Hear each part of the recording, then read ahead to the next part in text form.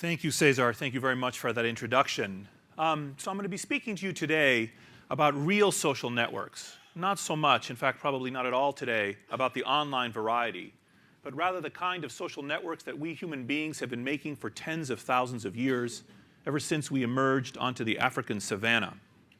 Social networks, you see, from my perspective, are biosocial phenomena. They have biological predicates, and they have biological consequences. And the structure and function of human social networks, James Fowler, my colleague, and I feel, are deeply rooted in our evolutionary past. Now, like other species, humans can be seen as evolving under the pressure of the environment that they face. And this environment is composed of three types. There's, of course, the physical environment that we've faced for hundreds of thousands of years, the sunlight, the temperature, the water supply, and so forth. There's the biological environment around us, the predators and the prey and the pathogens. But interestingly, there's also the social environment around us, namely who and what are the elements of the networks and the groups that surround us. And this social environment is often neglected as an evolutionary force.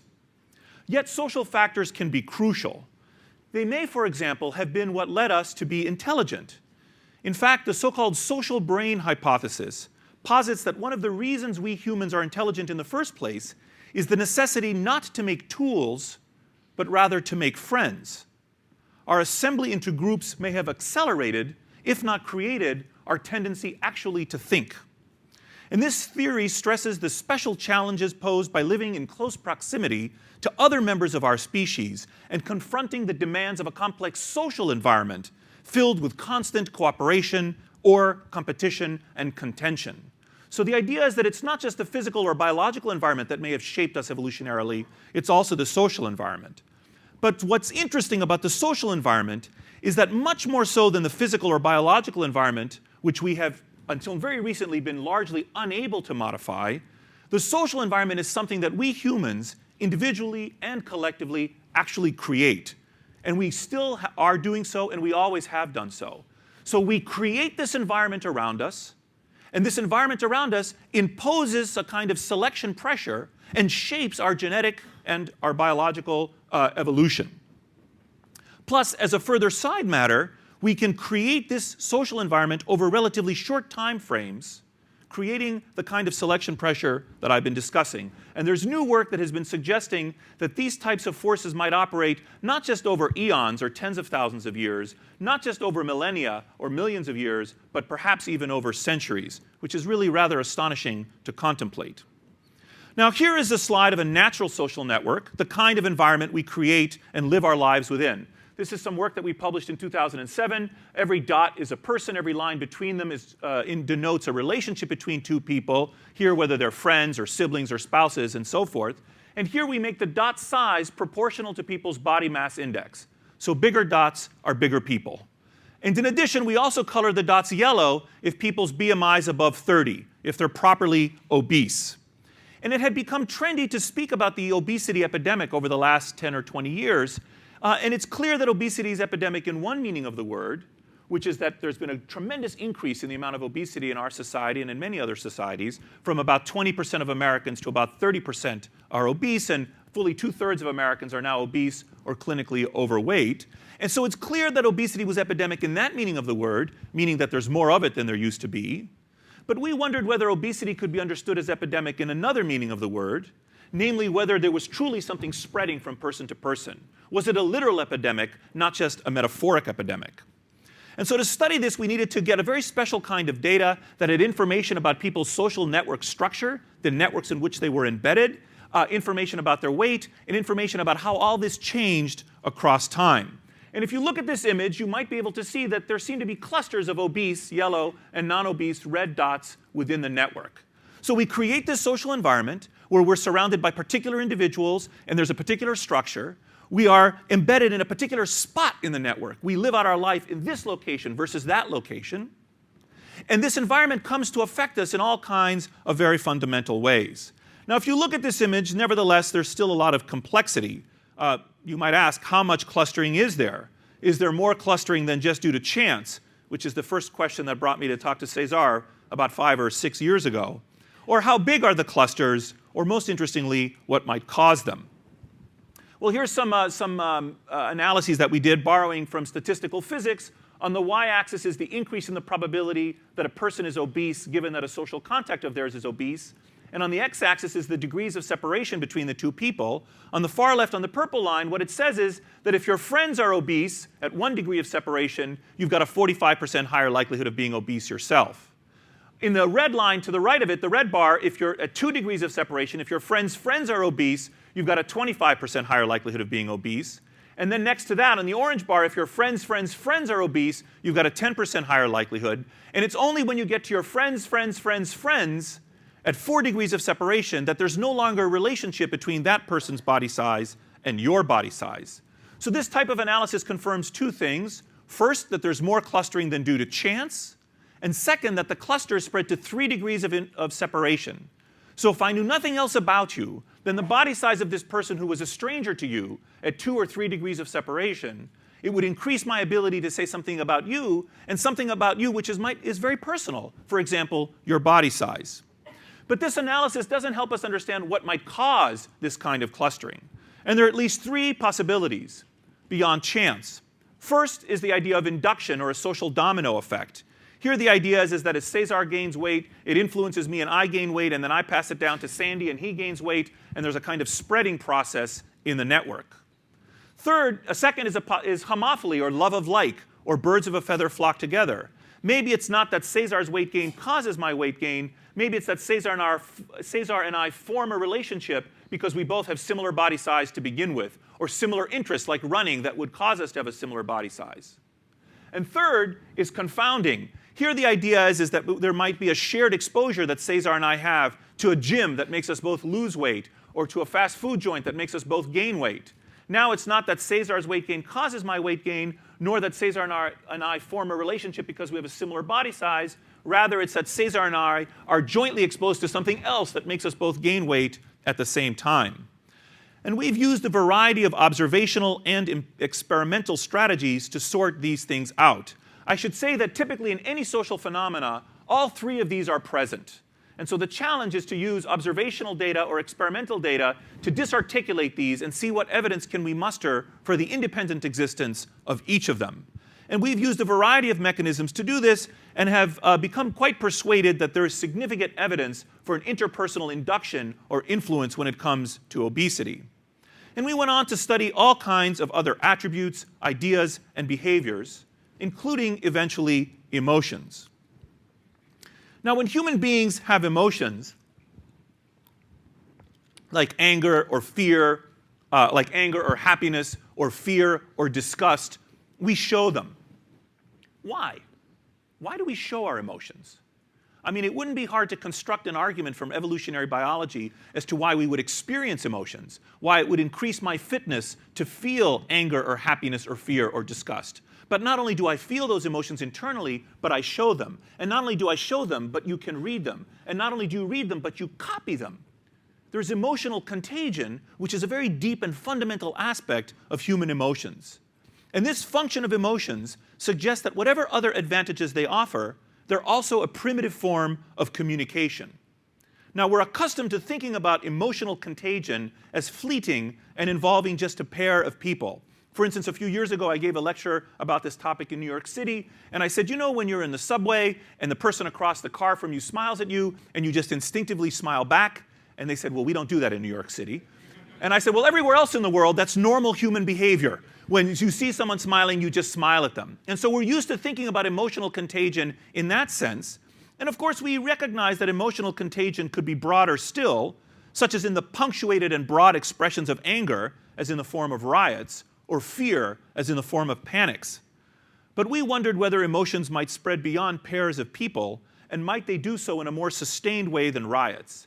Could there be a kind of a quiet riot, a kind of emotional stampede rippling below the surface of human social networks, such that your emotional state came to depend upon the emotional states of other people to whom you were directly and, more interestingly, indirectly connected at more than 1 degree of separation? Maybe emotions spread across network ties well beyond pairs and in a more sustained fashion all the time. In fact, maybe emotions have a collective existence, not just an individual existence. So we made what I think was the first network map of human emotions, published a few years ago now. Every dot is a person. Every line between them represents a diverse set of relationships. Here we color the dots according to whether they are happy or not, using a validated psychometric test. The yellow dots are happy people, and the blue dots are sad people, and the green dots are in between. And if you look at this image, once again, you can see evidence of clustering of happiness and unhappiness that actually, again, spreads to 3 degrees of separation. You might also be able to discern that there's another phenomenon here, namely that the blue dots are more likely to be located on the periphery of the network, to be structurally on the edges of the network rather than in the middle, and that the happy people are more likely to be located with higher centrality towards the middle of the network.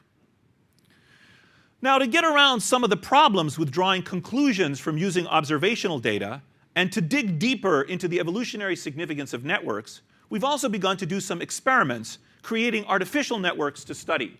So let me walk you through how this works. This was published about a year ago in PNAS. We took data that described the behavior of Swiss college students who were strangers to each other and were randomly assigned to interact in groups of 4 and play something known as a public goods game, where they could contribute to the collective good, and then if they contributed to the collective good, everyone benefited even though they paid a price. And then a bell would ring, and they would be randomly assigned to interact with new people.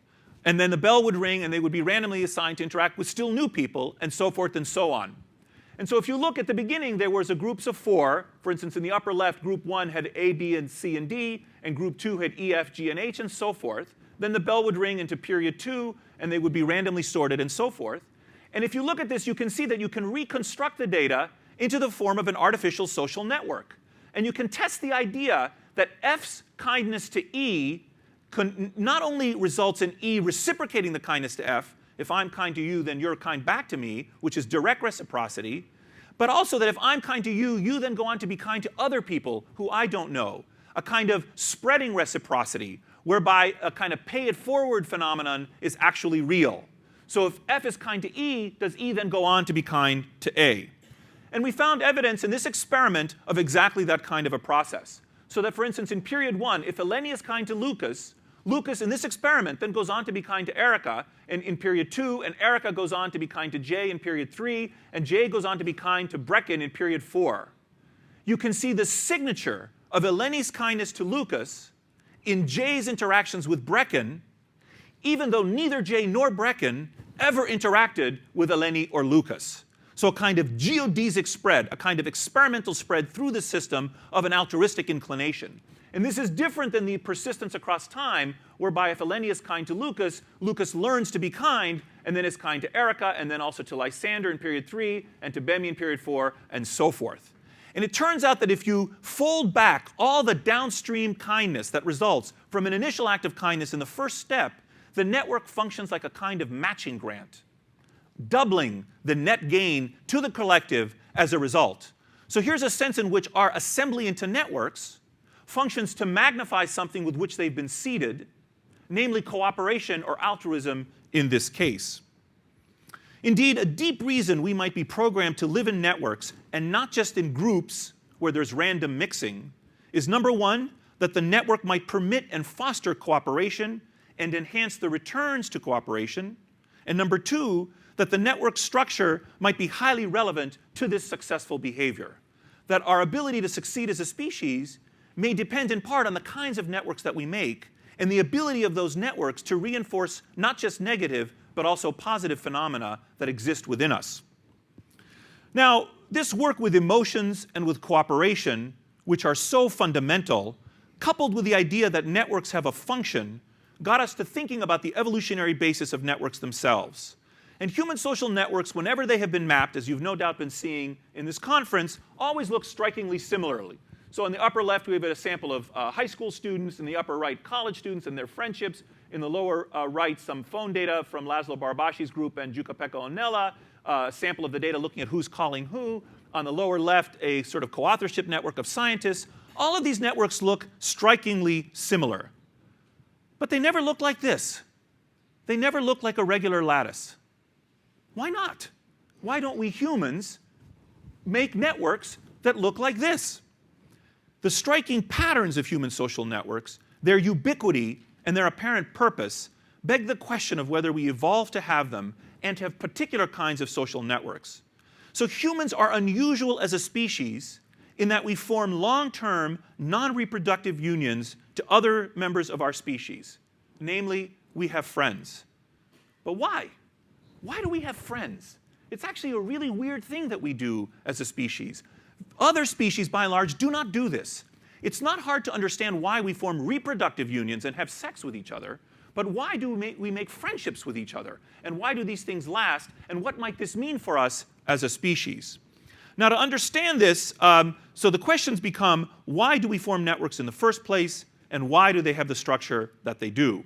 And to understand this, we need to dissect network structure a little bit first. Now, first of all, notice that in this type of irregular lattice, every position is isomorphic to every other position. So everyone has 8 friends, every one of their friends has 8 friends. And if you took this surface and wrapped it around the surface of a sphere, or more properly a torus, a donut, every position would be equally distant from the periphery as every other position. But of course, real networks are not like that, and they have different structural positions. So for example, node B in the upper left has 4 friends, has a degree of 4, and node D in the far right has 6 friends, or a degree of 6. And people know this about themselves. If you ask someone how many friends they have, they can tell you, I've got 2 friends, I've got 4 friends, I've got 6 friends. But notice that there are other features which people cannot so easily appreciate. For instance, compare nodes C and D. C is in the middle and has 6 friends, and D is on the edge and has 6 friends. And if you ask them, that might be the limit of their understanding of their social environment. I've got 6 friends. But we, with this bird's eye view, can see that there's a difference between C and D. And I can cultivate that intuition in you by just asking you, who would you rather be if a deadly germ was spreading through the network? C or D? D, right? It's obvious, and there's a mathematical reason for that.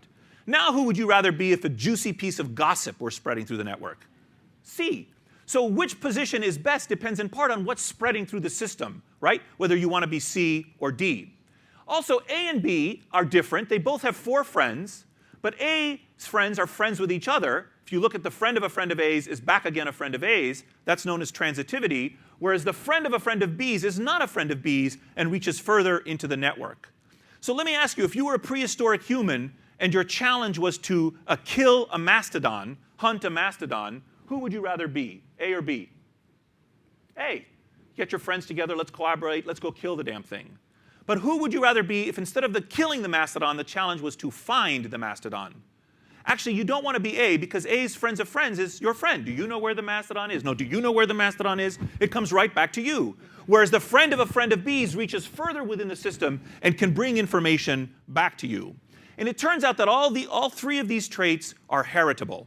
In some work we published a couple of years ago in PNAS, we did a simple twin study design, and on the y-axis shows the percent of variance explained, or the heritability of these attributes, and on the x-axis the attributes. And on the far left, the number of your friends, your degree, we find is 46% heritable. And that's not too surprising, because we know that some of us are born shy, and some of us are born gregarious. People vary in their interest in having friends. But we also found that these higher order structures of networks are also heritable. For instance, we found that 47% of the transitivity in networks is also heritable. This is a very bizarre result. What I've just told you is that if you have Tom, Dick, and Harry in a room, whether Dick is friends with Harry depends not just on Dick's genes or on Harry's genes, but on Tom's genes. Whether Dick is friends with Harry depends on the genetic constitution of some other individual outside that pair. And we think the reason for this is that people vary in their inclination to introduce their friends to each other.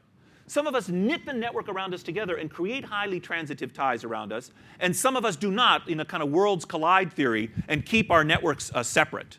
And finally, even 29% of the variation in how central you are in a network also can be ascribed to your genes.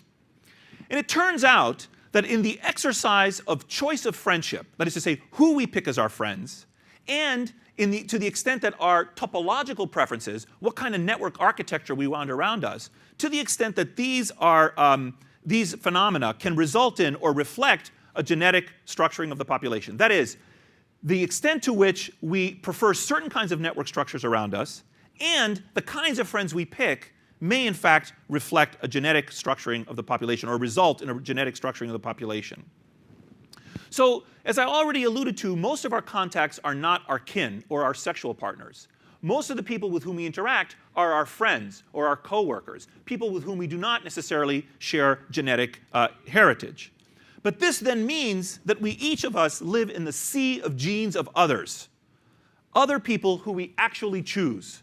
So what happens is we come to have a certain preference for where we should be in a network, and we pick our friends, and as a result, we surround ourselves with the genes of our friends.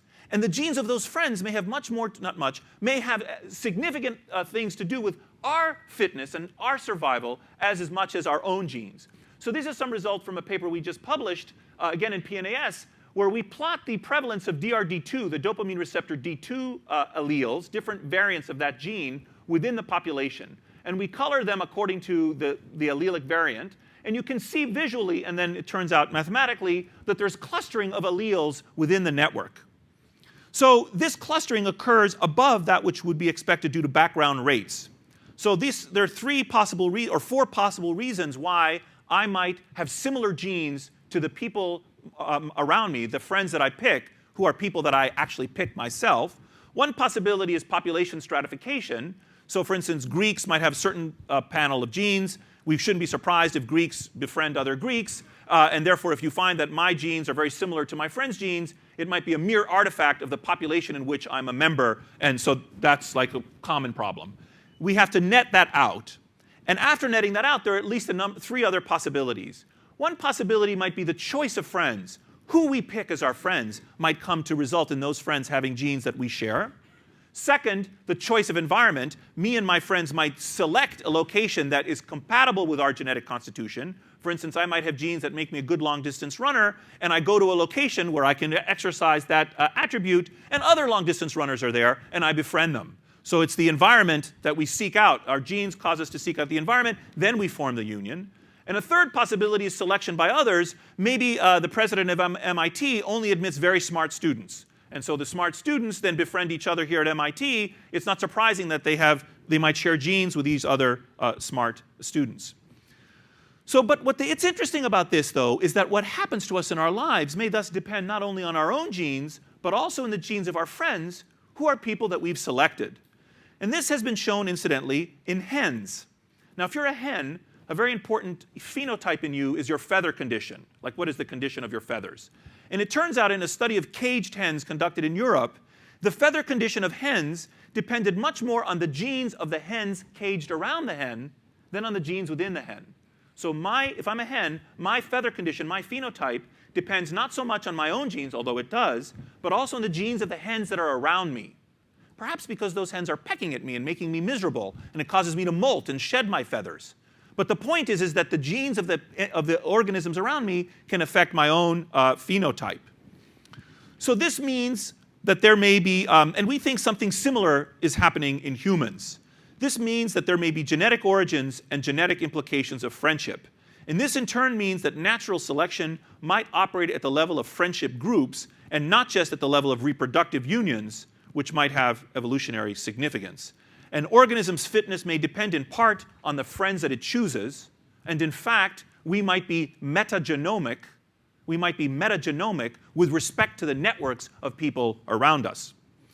Now, it's important to sort all this out because genes might be associated both with network topology and with behavioral outcomes, and interpersonal effects might depend on both.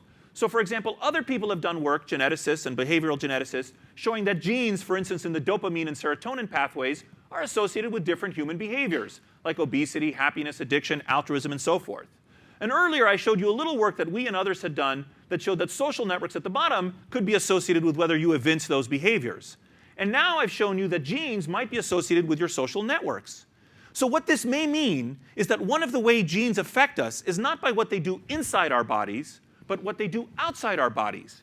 If we want to believe that genes are associated with whether you become happy, it might be not just that it affects your biochemistry or your neurobiology inside your body, but it might be that it, at least in part, works by affecting where you are in the network and how you structure your social interactions. So we may be misunderstanding and misestimating the impact of genes on human behaviors by neglecting this downsloping path that's underneath. Now, I'll show you the results of one last set of work that we've done, and then I'll close. If social network structure has biological and genetic antecedents and evolutionary significance, it begs the question of how ancient this structure is and whether we can document such structural features in human populations living in non-modernized settings. Remember I said earlier that human social networks, wherever they've been mapped, always look the same. But did they always look the same? Could we find evidence for whether or not human networks looked this way tens of thousands of years ago?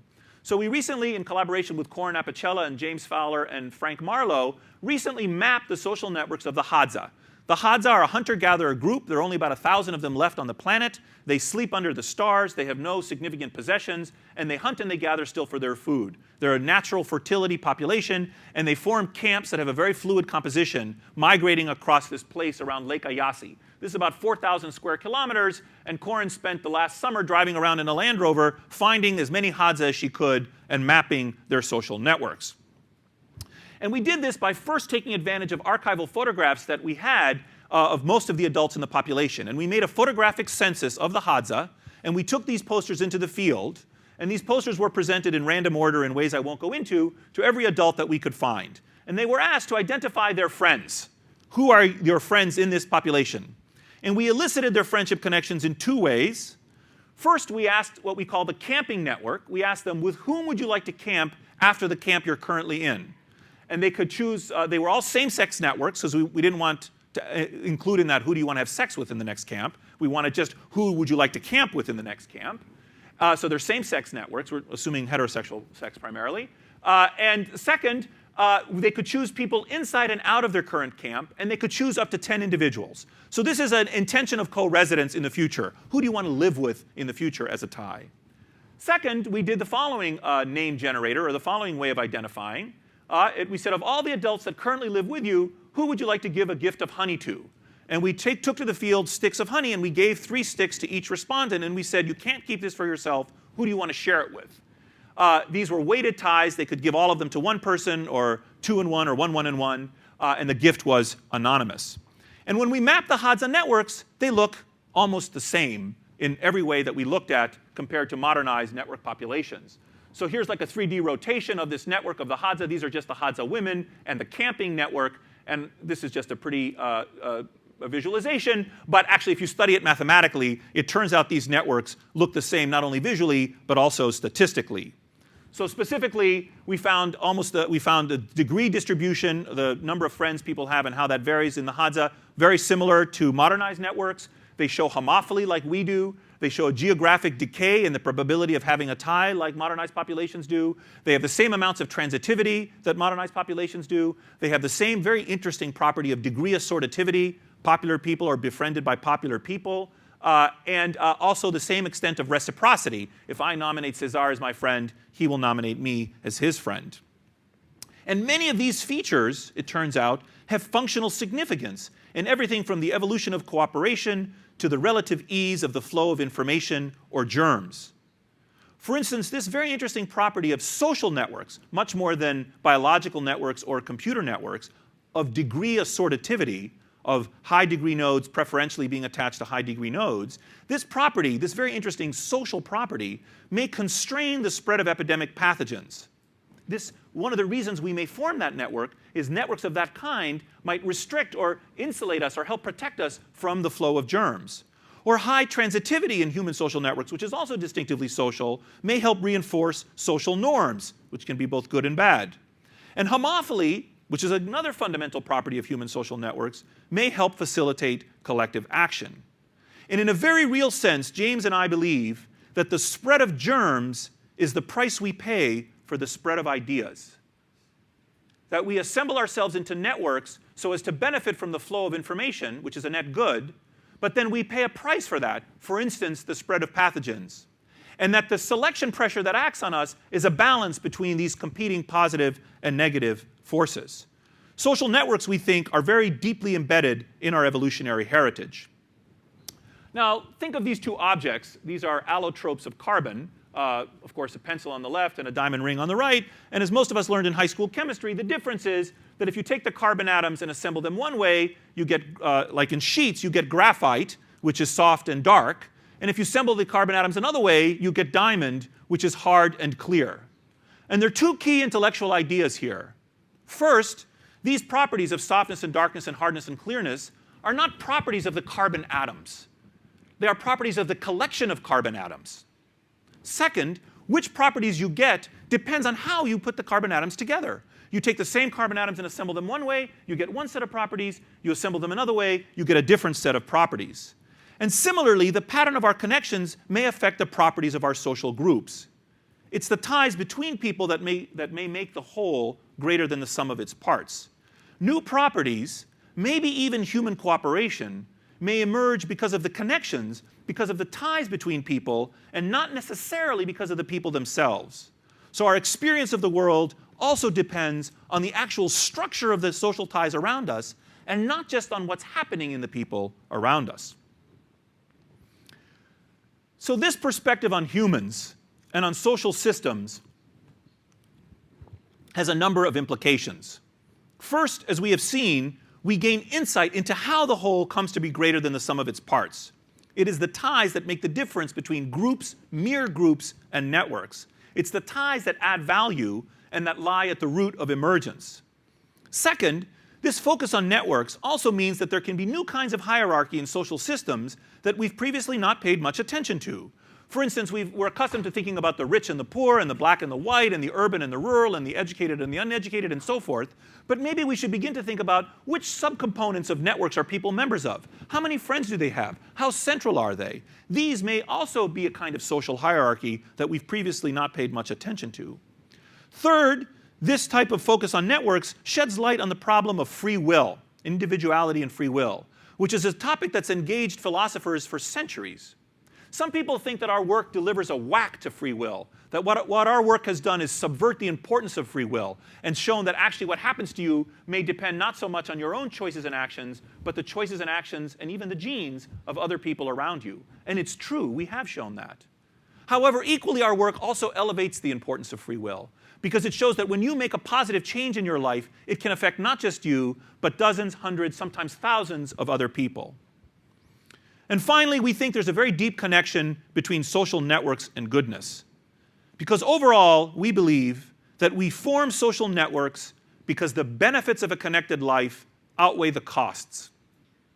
Look, if I was always violent towards you, or gave you bad germs, or gave you misinformation, or made you miserably unhappy, you would cut the ties to me and the network would disintegrate. Therefore, the flow of good and desirable things, like love and kindness and altruism and ideas and happiness, is required to sustain and nourish the network and keep it intact. And similarly, this network is required for all those important things that we think are so important in our humanity. Things like love and happiness and altruism and justice depend on the existence of network ties. Thus, we think the spread of good things is required for networks to endure. And in turn, the network is required for good things to spread and exist. And in a sense, we think that social networks are required for goodness to flourish. Thank you.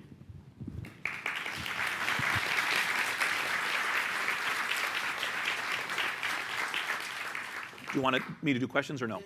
So now we do questions. So then, I think this was a wonderful, very thought-provoking, an excellent example of an excellent work. So thank you, Nicholas. And I would like to open up now. We're very good in time, and to open up for questions. I'm sure that there's many people that are interested, and there are microphones on the left and on the right. So if you would please, if you have a question, you would approach one of those microphones, and you can ask Professor Christakis, maybe to clarify something. Maybe there is, a comment that you want to make. Maybe there is an idea that you want to bounce off. I think they don't have anything to say. They're stunned or bored. So the Facebook phenomena has all of a sudden allowed people to say they have thousands of friends. Yes. I don't think they do, actually. Those are not your friends. I don't think they do either. But is that phenomena in some way related to some of the studies that you've done? Or is it going against the grain of what I think Facebook offers very profound new means of communication, and I would think of it sort of like I think of the telephone. It's like a medium of communication. And the telephone, when it was invented, had big implications for our society and big implications for how we communicate. For instance, it made it possible for us to communicate with greater speed, to greater numbers of people, with higher fidelity, and so forth. But the telephone, actually, there were many very fundamental things about our social interactions that it didn't change at all. For example, just because now I could more efficiently communicate with many other women didn't mean that I became polygamous. Right? We're still a monogamous society despite the invention of a telephone, before and after. Any more than the invention of Facebook that facilitates the contact with friends makes it possible for me to have many more real friends than I ever did. So for example, if you could talk to my great-grandmother and ask her how many friends she had when she was a little girl, she would have said, oh, we had 1 or 2 best friends, and there was a circle of 4 or 5 girls. We were best friends. And if you talk to my daughter Lena and asked her the same question, she'd give you the same answer, even though she has an iPhone in her pocket and a Facebook page and everything else. So there's something about our social interactions that's very fundamental that doesn't change. For instance, the number of friends we have. But there are other things that do change with Facebook and other technologies. The things that don't change because actually they don't depend on technology, they depend on our brains. How many friends we have, our propensity to be monogamous, all these, our interest in influencing others, or indeed our susceptibility to influence, I think are constrained more by our biology than by our technology. Did I answer your question? Yeah. We're working with Facebook, obviously. I mean, it's a tremendous resource, and there's lots of interesting things that are happening. And I would argue, actually in a very deep way, the kinds of networks we form on Facebook are actually constrained, not constrained, but guided by our evolutionary past as well. So these incredibly modern networks that we form actually in very interesting ways evince these very ancient properties that have been with us forever. Yeah. Hi, I'm James. I work with Research in Motion. So we've been thinking about this a little carefully over the last couple of years, and more in the aspect of information discovery, if you will. When Google came up with the whole concept of search engines, right? The way our modality evolved towards using those search engines was we started throwing in questions, you know? So apart from looking for trivial information, we also started asking it pretty sophisticated questions. In other words, using search or our lack of understanding or our curiosity, if you will, to discover new information and wisdom, if you will, right? But what happened was after Facebook and LinkedIn or networks like that emerged, right? Going back to your thesis or your predicates, if you will, and also have a little bit experience talking to Paul Adams in Facebook, who's been, so information propagation is more natural. There are more than one factor that involves when it comes to social networks, like our influence towards each other, you know, our likingness towards each other, which we can't explain, and our tendency to grab information from each other as we meet, and, you know, like Joy was telling yesterday, we tend to get lucky in instances, and we run into new iota of wisdom, which adds to our intuition. So Facebook and LinkedIn, though I would argue not as technically sophisticated as the Google search engines, probably just a newsfeed mechanism, are tending to be very disruptive towards the way information discovery Google envisioned would go around. So the case the whole conference is making is more strengthening towards either LinkedIn or Facebook, you know, methodology. So what's your thought on this? I'm going to extract 2 points from what you said, because there was a lot in what you said. The first point I'm going to extract is I want to highlight a difference between the flow of information and the flow of behaviors. So actually, that wasn't the topic for today. It's a topic unto itself, and many people, including Cesar and others, have studied this. Just because we say things spread in networks doesn't mean they all spread in the same way or to the same extent or by the same mechanism. So for instance, information spreads differently than germs, which spreads differently than money, which spreads differently than behaviors, which spreads differently than norms, for example. So I actually do think that Facebook and online networks are very profound and have changed the way information flows through social systems. And I think, for instance, the Arab Spring example, I think that was I think information about what was happening, the spread of that was facilitated by the existence of these online tools. But I don't think revolutionary zeal or influence in behavior actually spread. So I think what happened is people had a certain interest in behaving in a certain way, and then they got the information that allowed them to express that behavior. So this is the difference between sort of interpersonal behavioral influence and simple information transmission. And there's no denying that these online tools, like the telephone, facilitated the flow of information in very profound ways. First point. Second point, I'm going to highlight the other part of what you said, which had to do with how networks begin to help us filter and process information. So there's no doubt that it was always a case, and there's very old work by Huckfeld and Sprague to the 1950s. Like the whole term opinion leader was invented by sociologists 50 years ago that were interested in how do you become aware of political happenings. And it turns out that actually most people become aware because a friend of them tells them. They don't have direct contact with the media. Their friends around them have contact with the media. Of course, some people have contact, some don't. But on average, what winds up happening is people find out information through the filtration of their social networks. And that still occurs. Like right now, I'm sure that if you look at, for instance, the CNN pages that I visit on any given month, the great proportion of it would be explained by which of them were links that my friends had posted on their Facebook pages or send me by email and so forth. So those people have now acted as a filter, decided what's important. Because they're my friends, it's likely that I actually would be more interested in that than an average link. And so therefore, the filter acts in ways to enhance or modify my contact with information. So there's no doubt that that's also happening. Yeah. Hi. So I actually had two questions. This was a really interesting talk, so thank you.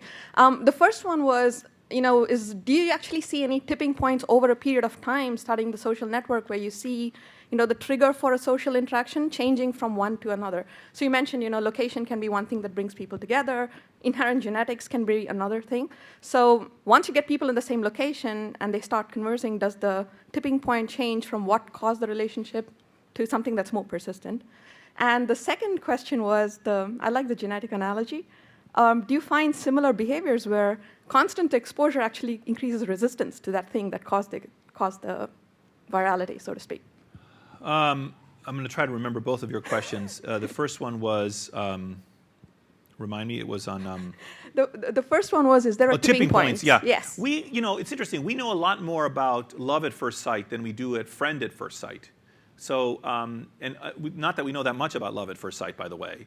We know there's some work that's been done in this area. But it's not obviously clear why we take an instant like to some people and an instant dislike to other people. All of us have had this experience. You go to a party. We're sometimes wrong, right? Then someone you really don't like very much, then you spend some time with them. You get to see, oh, they're not so bad. You like them after all. And conversely, although we more often falsify our negative opinions than our positive opinions, which I think is very interesting. We don't really understand that process very much. We don't know. We know that some people have charisma, that they're very attractive, not just because they're physically attractive, but because they have a kind of presence that attracts people to them. But we don't understand that very much. So I can't answer that question. Your second question had to do with... the second one is if you take the analogy of genetics and how you spread yes, virality. aversion. Right. Actually, that's a very deep question, and I don't have time to answer it right now. We think that there may be something like that happening in human social systems. And this relates to the parallel existence in human social systems of heterophily, or opposites attract, in addition to homophily. And there may be special circumstances in which we, instead of, ask yourself this question. So I posed the question one way. I said, why do we have friends? Remember I said, which is kind of a deceptively difficult question. Now let me ask you another question. Why do we prefer the company of people we resemble? Everyone knows this. We just take it for granted that there's homophily. But why? Why should we be homophilous? It's not required by, the laws of nature, or maybe it is, that we are homophilous, that we prefer the company of people we resemble. And most work that's been done in psychology on this topic is actually very tautological. It says, I like people we resemble because it makes me more comfortable. Why does it make me more comfortable? Because they resemble me. So it's a kind of a circular argument. So we might want to problematize homophily. Why do we prefer the company of people that we resemble? And we think there may be very deep and fundamental reasons for this. But what's interesting is that there are also exceptions of heterophily, which are also very interesting. And we have some very new unpublished work on this topic, which I won't go into.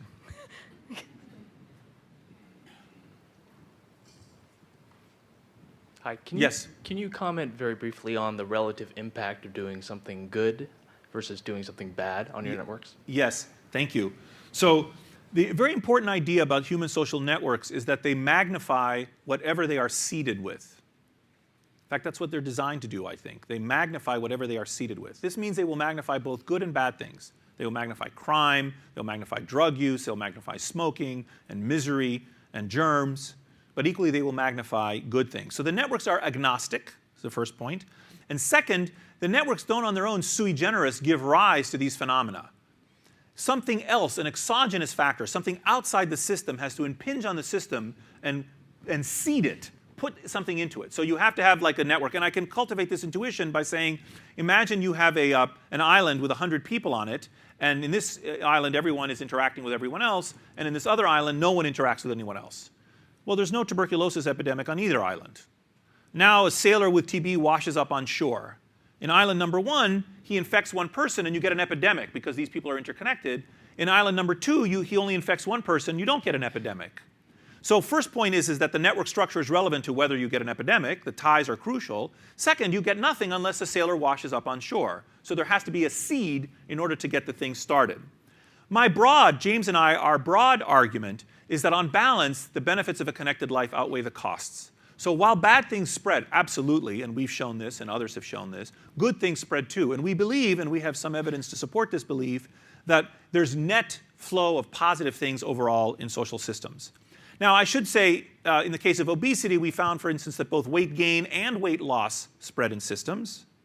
And the reason weight gain wins out is that there's an external force to the network that's very powerful that's driving weight gain. So weight gain is magnifying both things, but the magnification of the gain exceeds the magnification of the loss. And in the case of happiness, James and I have a bunch of scientific bets that we're constantly making about our work, and I'm here to say that I win all of the bets. Except for this one bet, which James won, which is when we started to work on happiness, I thought that unhappiness would spread faster and more than happiness. Because I believe that there would be a benefit to sort of bad news should spread more quickly and better than good news. It's better for you to hear, more beneficial to you to hear bad news than good news was my sort of idea. Now that may still be true in the case of information, but it turns out in the case of emotions it was not the case. Actually, happiness spread more robustly than unhappiness. And in fact, that one of the reasons that people in the center of networks are happier is that they're more likely probabilistically, we believe, in part, to catch these waves of happiness that are rippling through the network. You shouldn't leave this talk thinking that my belief is that the only thing that makes you happy or unhappy is your network position. That's not the case. Clearly, there are all kinds of other things that are crucially important that are within your own body and within your own actions. But in addition, we also believe that this network position plays a role. Yeah. Hi. Hazel Wright Mars Drinks. I wanted to pick up on the thing that you said about if you were mean to me, I might sever the ties. Yes. But I'm interested in other dynamic forces that might be in place. So in a corporate environment, if you were my boss and you were mean to me, I might want to maintain that tie if I wanted a promotion or something. Or if I was in a violent relationship, but I had a responsibility to my children. So how do you account for that dynamic and those motivations of individuals within the networks? Well, first of all, our general claim is about friendship connections. We think that these other kinds of like coworker connections are grafted onto a more ancient predilection for people to make friends. Like we didn't have corporate structures in the Hadza. The Hadza don't have corporate structures. So to the extent that we evince some properties, they're kind of carried forward from our ancient past. The domestic violence example, again, is a special case because there's like a biological connection. In fact, you mentioned the children, which might be a countervailing reason to stay with the abusive spouse. But more generally, the intellectual point behind your point is that, or the point that you were making, is that relationships are complex. So there are both benefits and costs for me being connected to you. We would argue that overall, even in the examples you made, the actors make an assessment that the benefits outweigh the costs. So in the corporate example, you say, yes, my boss is mean to me, but he pays me. So I'm going to stay with him. And in the domestic violence case, you mean, yes, my husband beats me. It's horrible. But I have these other reasons that I need to stay with him. So people make this thing. Because else, almost ipso facto, you would cut the tie. Like from the moment that you don't need the boss or you don't need the husband, you cut the tie. Now, this is not perfect and it's not linear, right? So there may be asymmetries. You may pay a bigger cost for the relationship than the benefit for quite some time before you cut the tie or have an opportunity to do so. So to sum up what I said in response to your question, people's relationships are complex. Here we've been speaking rapidly and sort of eliding some of that complexity. But the gist is that people keep connected to each other, we believe strongly, because the benefits overall do outweigh the costs, certainly at the population level. Yeah. I think it's safe to say, for me at least, this is the best talk I've ever heard at the Media Lab. Thank you so much. I think it really was excellent.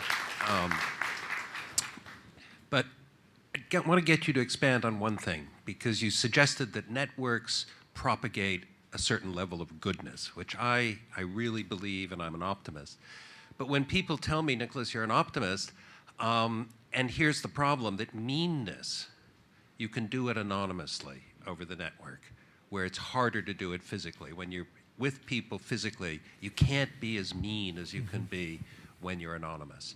And that's the argument against it, and maybe you could elaborate.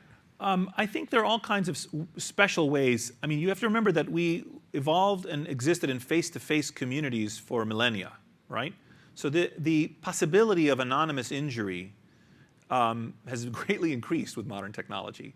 And I don't think we evolved systems to cope with that necessarily. Or let me put it this way, the way we respond to that is guided by a set of social and biological phenomena that pre-existed the possibility of me, flaming you online. So I wouldn't make too much of the fact that it's easier to be mean to people than to be kind to them online, let's say. And we know, incidentally, that when you remove the veil of anonymity, the balance of behavior changes quite dramatically, which I think is what you were alluding to. In fact, I would find it, because anonymity is a more recent phenomena historically and biologically in humans, I would argue the fact that we, when we're non-anonymous, on balance, are kinder to each other than when we are, actually supports the point that I'm making. I think there's something, I mean, this touches on a huge literature on cooperation that other scientists primarily study, and we're kind of wading into. We showed you some work. It's a very deep problem to understand why we cooperate. I mean, the whole prisoner's dilemma example and all the classic examples, like why aren't we mean to each other all the time? And there are all kinds of ideas, which we don't have time to go into right now, as to why that is the case. So I don't know if I'm effectively answering your question. I'm kind of avoiding answering the question, despite the very nice compliment you paid me. You were very nice and not mean to me. By saying that I don't know what to make of the ability to be mean online, because I think it's a special kind of thing. And I haven't thought about it that much yet, but I will. So if there are no more questions, I would hope that you can join me thanking Nicholas again for his time and his wonderful thoughts.